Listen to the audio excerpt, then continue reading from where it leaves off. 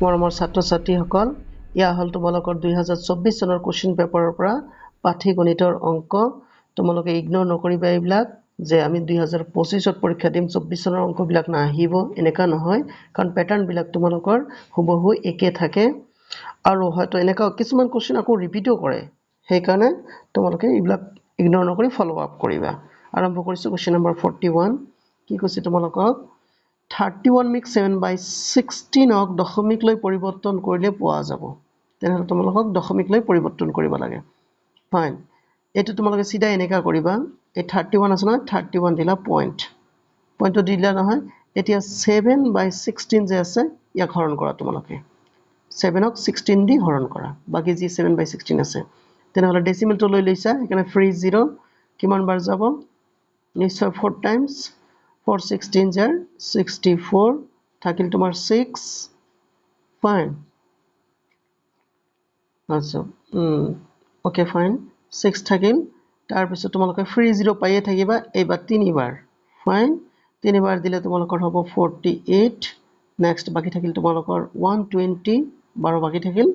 মানে ফ্ৰী 0 তো তোমালোকে পালাই 120 এবাৰ 7 টাইমস দিয়া তোমালোকে 16 তোমালোকে 7 টাইমস দিবা 7 6 গুণ 42 2 হাতত 4 7 একে 7 4 11 মানে 112 7 16 112 হৈ যায় এইবাৰ তোমালোকে সাবট্ৰাক্ট কৰা কিমান হ'ব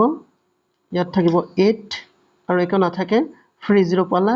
তাৰ মানে 80 হল 5 16 80 হয় 5 টাইমস তোমালোকৰ 80 হৈ গল বাকিখিনি মই লিখিলো তাৰনে তোমালোকে কি বুজি পালা যে এটো হ'ব তোমালোকে 31 পইণ্ট যে আছে 31 পইণ্ট ইয়াত লগাই দিয়া এবাৰ 31 পইণ্ট আৰু এটো মই মুছি দিছো ৰবা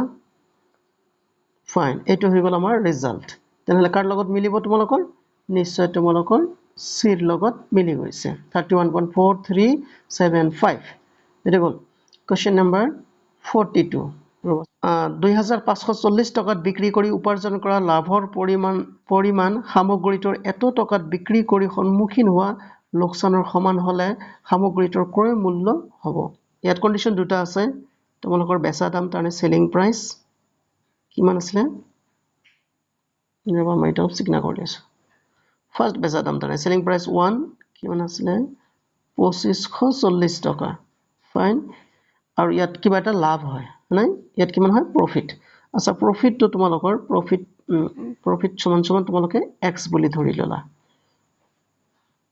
উপাৰ্জন কৰা লাভৰ পৰিমাণ সামগ্ৰীটো এত টকাত বিক্ৰী কৰি সন্মুখীন হোৱা লোকসানৰ সমান আচ্ছা ফাইন এইবাৰ যদি তোমালোকৰ সেলিং প্ৰাইস 1800 কিমান টকা গৈছে 50 টকা যদি হয় তেনেহলে ইয়াত আমাৰ কি হয় লোকসান হয় মানে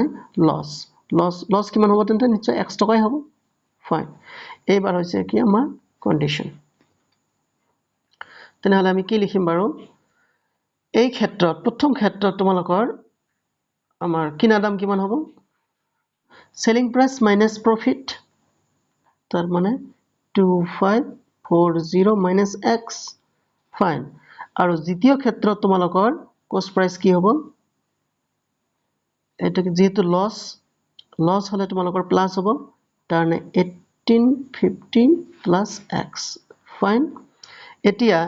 এই দুটা ক্ষেত্ৰতে আমাৰ কস্ট প্ৰাইস কিন্তু একেই নাই কস্ট প্ৰাইস মানে কিনা দাম কিন্তু দুটা ক্ষেত্ৰতে একে তাৰনে আমি কি লিখিব পাৰো যে 2540 minus x সমান 1850 plus x তাৰনে এইটো আৰু এইটো আমাৰ সমান হ'ব এইবাৰ ইয়াক আমি সলভ কৰিলে হ'ব implies তেনেহলে কৰিম কি 2540 minus 1850 is equal to minus x আছে নহয় ইফালে যদি লৈ যোৱা হৈ যাব এই যে প্লাস x হ'ব প্লাস x আৰু প্লাস x কিমান হ'ব 2x হৈ যাব ফাইন এইবাৰ তোমালোকে ইমপ্লাইজ দিয়া আৰু ইয়াৰ কামবিলাক কৰিলে হ'ল 2540 সাবট্ৰাক্ট কৰি বিয়োগ কৰিলে তোমালোকৰ 0 14 ৰ পৰা 5 গলে তোমালোকৰ 9 আৰু ইয়াত থাকিল তোমালোকৰ ইয়াত আকৌ 4 থাকিল 14 ৰ পৰা 8 গলে 8 6 14